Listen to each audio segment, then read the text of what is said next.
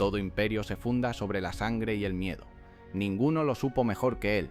¿Cómo puede un hombre ser a la vez un reformador visionario y un tirano paranoico, que transforma a un joven príncipe prometedor en el monstruo que asesinaría a su propio hijo? Él era Iván IV Vasilievich, el primer zar de todas las Rusias, el conquistador de Kanatos, pero recordado por la historia como Iván el Terrible. Hoy vas a descubrir la trágica y violenta espiral de un líder que forjó una nación a la misma vez que la hundía en el terror. Si te fascina la psicología del poder, cómo la ambición puede corromper, y las líneas borrosas entre la genialidad y la locura, la historia de Iván te dejará sin aliento. Avanzaremos a través de una infancia traumática. Seremos testigos de sus brillantes reformas iniciales y del amor que lo anclaba a la cordura. Veremos nacer a su aterradora policía secreta, las masacres que helaron la sangre de Europa, y el acto final, el más oscuro de todos, que condenó a su propia dinastía. ¿Nació un monstruo o fue el poder el que lo creó? El poder absoluto le fue entregado con solo 3 años. En 1533, Iván es nombrado Gran Príncipe de Moscú, un niño rey en un reino de lobos. Su infancia no fue una de privilegios, sino una pesadilla. Tras la muerte de su padre, su madre, Elena Glinskaya, intentó protegerlo. Pero 5 años después, ella también cayó, su cuerpo consumido por un mal que los cronistas y la ciencia moderna susurran que fue veneno. Huérfano, Iván se convirtió en una pieza más en el tablero de las grandes familias de boyardos. En los pasillos del mismísimo Kremlin, los clanes nobles luchaban por la regencia, conspirando, robando tierras y humillando al joven príncipe. Creció viendo traiciones a plena luz del día, escuchando los gritos de aquellos que eran purgados por la facción de turno, y sintiendo el frío de la indiferencia y el desprecio. En este nido de víboras aprendió su primera y más duradera lección: no se puede confiar en nadie, especialmente en aquellos que te sonríen. Comprendió de la forma más brutal que el poder no se hereda simplemente, se toma y se defiende con mano de hierro. El caos que lo rodeaba engendró en él un anhelo obsesivo de orden, un orden absoluto impuesto por una única voluntad, y entonces el niño observador se convirtió en el actor principal. En 1547, a los 16 años, Iván convocó a la corte y sacudió los cimientos de su mundo. No se limitó a reclamar su puesto como gran príncipe, se coronó a sí mismo como el primer zar de todas las Rusias. No era solo un título, era una declaración. La palabra zar, derivada del latín quesar, lo elevaba por encima de todos los príncipes y boyardos. Su poder, declaraba Iván, no venía de la nobleza ni de sus juegos de poder, venía directamente de Dios. El muchacho que había sido una marioneta acababa de cortar sus propias cuerdas. Con el poder de un César en sus manos, Iván necesitaba un ancla para su alma. La encontró en Anastasia Romanovna. En el mismo año de su coronación, eligió a su esposa no entre las casas reales de Europa, sino entre la nobleza menor rusa. Fue su primer y quizás su único verdadero amor. La influencia de Anastasia sobre el joven zar fue inmediata. Su gentileza y sabiduría aplacaron la furia que anidaba en él, canalizando su energía no hacia la venganza, sino hacia la construcción. Fue la era dorada de su reinado. Guiado por un círculo de consejeros conocido como el Consejo Elegido, Iván se reveló como un reformador brillante. Para romper el poder absoluto de los boyardos y dar voz al reino, creó el Zemsky Sobor, una asamblea de representantes de la tierra, el primer parlamento de la historia rusa. Para arrancar de raíz la corrupción que presenció en su infancia, promulgó un nuevo y unificado código legal, el Sudebnik de 150, que centralizaba la administración de justicia y la ponía bajo el control del zar. Y para defender su nuevo orden, fundó a los Streltsy, el primer ejército permanente de Rusia, tropas profesionales armadas con mosquetes, leales solo al trono. Con un estado reorganizado a su espalda, el zar miró hacia afuera. Durante siglos, los kanatos tártaros, restos de la Horda de Oro, habían asolado las fronteras rusas. Iván decidió terminar esa amenaza para siempre. En 1552, tras un asedio épico, sus tropas tomaron la formidable fortaleza de Kazán. 4 años más tarde, en 1556, el Kanato de Astracán también cayó, abriendo el control total del río Volga hasta el mar Caspio. Estas no eran simples conquistas, eran un punto de inflexión. El territorio ruso se expandió de forma masiva hacia el este y el sur, transformando el Principado de Moscú en el Imperio ruso, un vasto estado multiétnico. En esta etapa de su vida, nadie lo llamaba el Terrible. Era un líder joven y brillante, un devoto cristiano, un estratega audaz y un visionario político decidido a arrastrar a su reino medieval y fragmentado hacia una nueva era de poder centralizado y gloria imperial. Parecía que el niño roto por el pasado había logrado forjar un futuro glorioso, pero la misma mano que construía era capaz de una destrucción inimaginable. Pero la luz que brillaba sobre Rusia estaba a punto de extinguirse. En 560, el ancla que sujetaba la cordura del zar se rompió. Su amada Anastasia murió repentinamente. Iván, devastado por el dolor, no vio una tragedia, sino una conspiración. Estaba completamente convencido de que los boyardos, aquellos a los que había odiado y despreciado desde niño, la habían envenenado para herirlo. El buen periodo había terminado. Sin la voz moderadora de su esposa, el carácter del zar se oscureció, y la paranoia que siempre había acechado bajo la superficie se desató con una furia incontenible. El mundo exterior parecía confirmar sus peores miedos. La larga y sangrienta guerra de Livonia, una campaña iniciada en 558 para abrir una ruta al mar Báltico, se estancaba en un pantano de derrotas y gastos. La frustración del zar se convirtió en ira cuando uno de sus comandantes más capaces y su amigo más cercano, el príncipe Andrei Kurbsky, desertó al bando enemigo Lituania. Para Iván, esto fue la prueba definitiva. Si su mejor amigo podía traicionarlo, entonces cualquiera podía. Estaba rodeado de enemigos, no solo en sus fronteras, sino en su propia corte, en sus propios pasillos. La paranoia dejó de ser un sentimiento personal, se convirtió en política de Estado, y entonces, en 565, Iván ideó un plan tan radical que rayaba en la locura. Dividió su propio imperio en dos. Una parte, la Zemshina, quedaría bajo la administración de los boyardos. La otra, la Oprichnina, sería su dominio personal y absoluto, un estado dentro del estado, sujeto únicamente a su voluntad.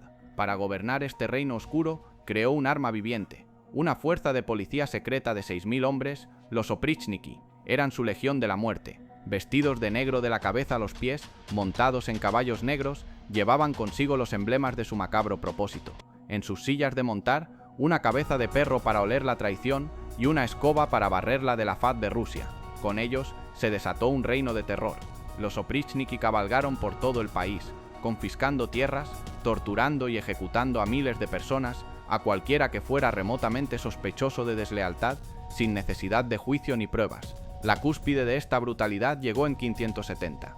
Atormentado por la sospecha de que la rica y orgullosa ciudad de Novgorod planeaba aliarse con Lituania, Iván no envió un ejército, se dirigió él mismo, liderando a sus Oprichniki en una expedición de castigo. Lo que siguió no fue una batalla, fue una masacre sistemática que duró semanas. Decenas de miles de hombres, mujeres y niños fueron metódicamente torturados y asesinados de las formas más crueles. El río Volyov se tiñó de rojo, lleno de cuerpos arrojados bajo el hielo. La ciudad, un faro de la cultura y el comercio ruso, fue saqueada hasta los cimientos, su poder económico aniquilado para siempre. Ya no se trataba de consolidar el poder o de la razón de Estado. Era la tiranía en su forma más pura y demencial, el acto que grabó para siempre su nombre en la historia, no como el reformador, sino como el terrible. El terror, sin embargo, no era una herramienta fiable. En 1572, la propia Oprichnina demostró ser un fracaso colosal cuando los tártaros de Crimea lograron eludir las defensas, saquearon los suburbios de Moscú y prendieron fuego a la capital. El cuerpo de élite del zar, tan eficaz para masacrar a sus propios ciudadanos, fue inútil contra un enemigo externo. Humillado, Iván disolvió la organización. El nombre Oprichnina fue prohibido, pero fue un gesto vacío. La organización desapareció, pero el método permaneció. El terror ya no era una política, era el aire que se respiraba en la corte de Iván. Pero el acto final de su tragedia no se representaría en un campo de batalla ni en una plaza de tortura, sino en la intimidad de sus aposentos. En 1581, durante una acalorada discusión, el zar se enfrentó a su hijo mayor y heredero, el zarevich Iván Ivanovich. Cegado por una de esas furias que habían consumido ciudades enteras, el zar levantó su pesado cetro y en un instante de locura golpeó a su propio hijo en la cabeza. El golpe fue mortal. Durante días, un horrorizado Iván se sentó junto al lecho de su heredero, rezando, llorando y negándose a aceptar lo que había hecho mientras la vida de su hijo se apagaba. El hombre que había luchado obsesivamente toda su vida por centralizar el poder, por asegurar su linaje y por doblegar a un imperio a su voluntad, acababa de matar a su único heredero competente con sus propias manos. El arrepentimiento que lo consumió fue absoluto, pero el daño era irreparable. El terrible zar era ahora solo un padre que había asesinado a su hijo. Su otro vástago, Teodoro, era un hombre piadoso y de buen corazón, pero considerado débil de mente e incapaz de gobernar la tormenta que su padre estaba a punto de dejar atrás. Con un solo golpe, Iván no solo había matado a su hijo, se había convertido en el destructor de su propia dinastía, sellando su legado y condenando a Rusia a un futuro de caos e incertidumbre. Los años que le quedaron fueron los de un fantasma atormentado. Iván, el hombre que se creía el ungido de Dios, ahora estaba consumido por la culpa del asesino de su propio hijo. Buscaba la expiación de forma desesperada, donando fortunas a los monasterios y redactando listas con los nombres de sus miles de víctimas para que los monjes rezaran por sus almas. Pero el arrepentimiento no trajo consigo la clemencia. La mano de hierro nunca se ablandó, la paranoia siguió dictando sentencias de muerte hasta el final. Su muerte, el 28 de marzo de 1584, llegó de una forma extrañamente teatral.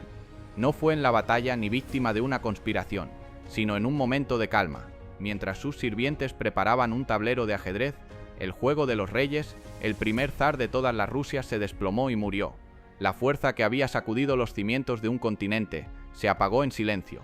El vacío que dejó fue inmediato y catastrófico. Su débil hijo Teodoro reinó, pero no gobernó, y murió sin hijos. Con él, la dinastía rúrica, que había gobernado durante 700 años, se extinguió.